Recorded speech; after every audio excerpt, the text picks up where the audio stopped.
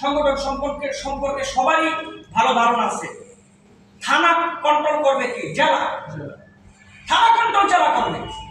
এখানে যদি কেন্দ্রীয় সভাপতি আইসা থানা কমিটি করে হবে না, হবে না।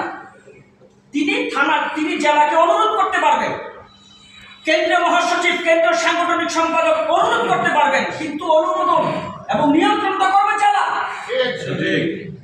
এই থানা হচ্ছে জেলার আন্ডারে।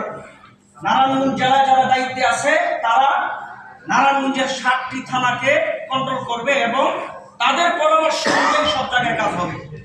আলহামদুলিল্লাহ, এখানে কোনো কিছু নাই। আপনাদের সামনে কাগজ দেওয়া হয়েছিল, একজনের নাম এখানেও আসছে, ওখানেও আসছে, ওখানেও আসছে।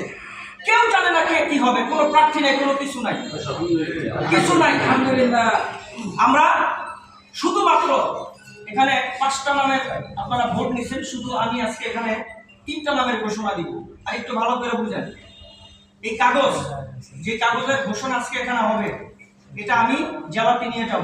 সভাপতি সাহেবের সাথে কথা হয়েছে, আমরা জেলা কমিটি বসে এরপর এটার ফাইনাল অনুমোদন দিব ইনশাআল্লাহ। সবাই একমত আছেন না? সর্বসম্মতিক্রমে আপনারা